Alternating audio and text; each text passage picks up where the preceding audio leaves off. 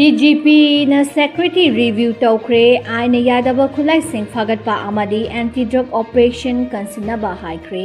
Manipur Police ki DGP ki mukhe singhana ngasi Kaching District Headquarter amadi Chandel District ta laiba Nipan Suba Manipur Rifles ki Laikulda laiba Battalion Headquarter yengshinaba loinana security ki review mifam pangthokre Additional DGP Law and Order Galoinana Chatkiba DGP ki khongchat aduda Kaching District Headquarter da District Police Personnel Singh Central Armed Police Force Assam Rifles amadi Civil Society Organization Singi Mihut Singa unaduna Law and Order gi matangda khanaki Kaching ki khongchata DGP ki hauzik lawu pantha matam amasida khudongthiba thongdok sing thokpa yaba mafam singda punsinna mikup nahum singna leiduna pamdaba thodok sing thoktanaba thabak paikhataba khanganki masigidamak irang tholakpa yai haina chingnaba mafam singda ahen security thamnabasu khanganki makhatana DGP gi maikaidagi criminal case sing athubada ningthina thigatuna case sing khonjen yangna loishinaba hanadagi pending leiba case sing athubada loishinduna anti-national element amadi drug trafficking network ki mathakta matik chaba operation chathanabasu khanganki makhatana DGP gi maikaidagi ain kaina miyam marakta leiriba khulai sing nomai maru sing khongatpa haibasi yamnamak maru oi miyamgi marakta aina yadaba khulai sing leiriba makhai santi puraknaba honabada mai pak loi haiba wafam khanganki Kaching District Police ki cycle patrol initiative pu thagatpa fongdol aduna masi police singi oina khwaidagi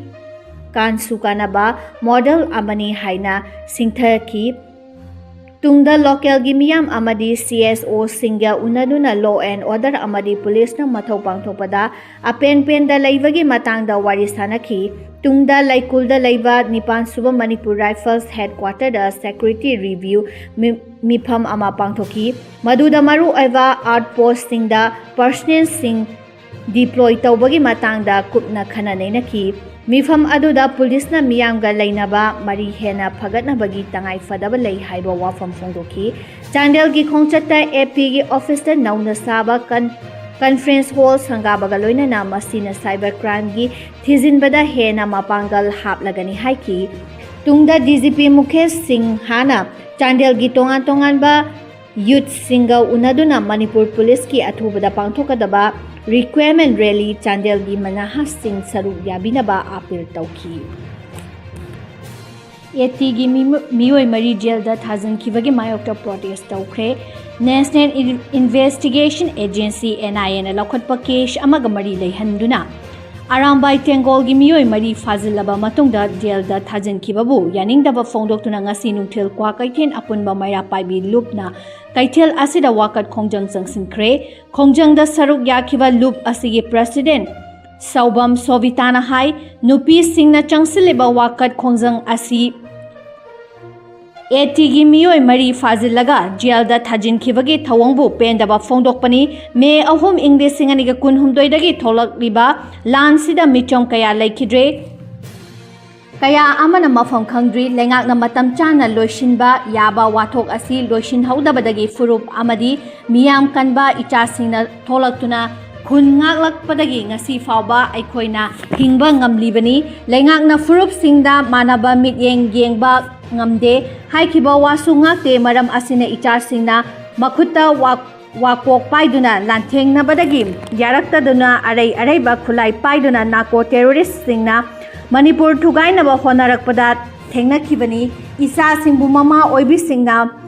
manam nambiduna ifurup ngaknabagi damak thakhibani masigi matungda president rule laingakna khulai sing masana thigalaklabadi maral laite haiduna laugani amasung leiramlabasu ngakpigani haikhibadagi tayonabada hojik fajin punsinba haurakle governor na haikhiba wa ngaktaba yaningde Lengak asidasu thazaba thamdre hairaduna khulai paidraba eti gi isasing faba lepkadabani lengak na amuk hanna irang thoknaba singanu governor gi wafambu security force na ikai khumnaba wafam yaningde haina fongdokhibaga loinana thawong asigi mayokta kholau kyasu lauki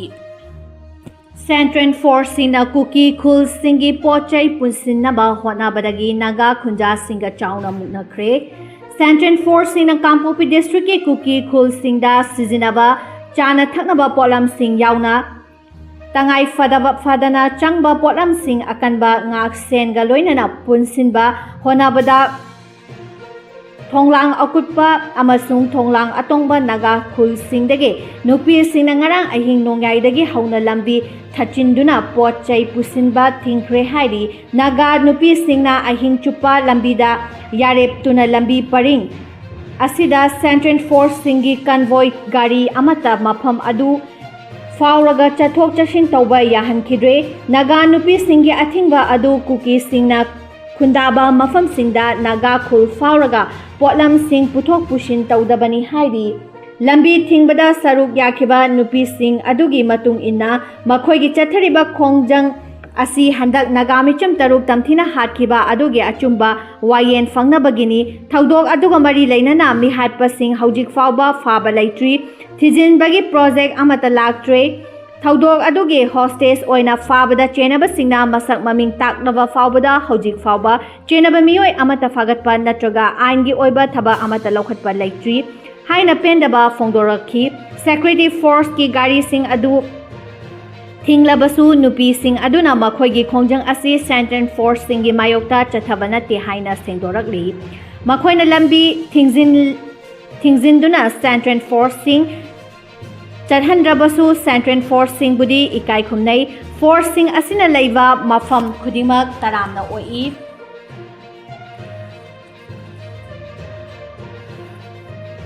makhoina thingliba asi mi hathina hatpi khabra Naga tarukki achumba wayas fangnabani maram asina Naga gi khulshing fauraga kuki khulshingda pochai amata pusinba yaroi hairaduna kuki singna tamthina hatpi khraba Naga micham tarukki imung manungna thengnariba awaba sing adubusu khangbinaba khongjang sangsiliba nupi singna Central Force singda haijaki nusiba yai ngapigani Ningsing bayai Kangpopi District ki kuki singna khundaba khulshing yauba lambi sing Naga sing thingbagi khongjang asina maram oiraga Kangpopi District lairiba kuki singna nomai tangai fadana potlam sing fauba fangdabagi awaba mayoknari A Sarda Devi Rajya Sabha gi MP oina wasak laukre Maimon Sarda Devi hairaga hena khangnariba BJP gi Manipur Pradesh ki President su oiriba Adhikari Mayum Sarda Devi ngasi Rajya Sabha member oina wasak laukre Parliament ki upper house ta ngasi wasak laukibaga loinana Manipur gi amata ngairaba Rajya Sabha gi mihut oina ngasi dagi thabak paiba haukre Sarda Devi bu Rajya Sabha gi MP oina aronba ngakpagi wasak laubagi thoram adu Rajya Sabha gi chairman CP Radhakrishnan wasak lauhanki Rajya Sabha gi chamber da pangthokiba wasak laubagi thoram aduda Sarda Devi na mamalon Manipuri londa wasak lauduna Manipur gi ina khullaba culture gi masak amadi ina khullaba lon asigi mahut sinkhre BJP gi senior leader ama oibata natana BJP Manipur Pradesh ki hojik president ki thau puriba A Sarda Devi Jun Taramathoi da Manipur Legislative Assembly gi hall da Rajya Sabha MP lamjenda mirep amata tholoktabadagi mahak mathanta amata oina Rajya Sabha gi MP oina khanki mahakna hanagi Rajya Sabha gi MP oiramba Maharashtra Sanajawal Laishembagi mahut sinduna upper house ki MP oina laigadauri ngasi Rajya Sabha gi MP oina wasak laukibaga loinana Manipur gi luraba tanfam asida A Sarda Devi na official oina parliament ki mihut ama oibagi thodang lauba haukre Manipur dagi amata ngairaba Rajya Sabha gi mihut ama oina A Sarda Devi gi ahanba thorang asi Manipur da santi amasung mahausa gi tangdu lektaba figam hanjin hanaba honaba state asigi infrastructure development nupi da santi sakti piba miyamgi yaifa thorang amadi mapung oina Manipur interested thabak tawbada oigadauri Sarda Devi asi Rajya Sabhagi nauna mihut oirakhiba member taret ki manungda mahaksu amani ngasi anauba member taret mak wasak lauki atopa A Sarda Devi ga loinana wasak laukiba MP sing adudi Shuzarat Kanaka Maharashtra Madhya Pradesh amasung Rajasthan dagini member Marina Hindi londa wasak lauraga atopa ahumna Punjabi amadi Manipuri londa wasak laukibani wasak laubagi thorom aduda Rajya Sabhagi Deputy Chairman Hari was Leader of the House amadi Union Minister Singhi Marakta Jagat Prakash Manipur of Parliamentary Affairs Hilary Rijiju Minister of State for Law and Justice Arjun Ram Rajya Member J Ram Ramesh amadi Praful Patel Chingba Sarugyaki Official Singhi Marakta Rajya Sabhagi Secretary General Prisi Mori amadi Atai Senior Official Kyasu Sarugyaki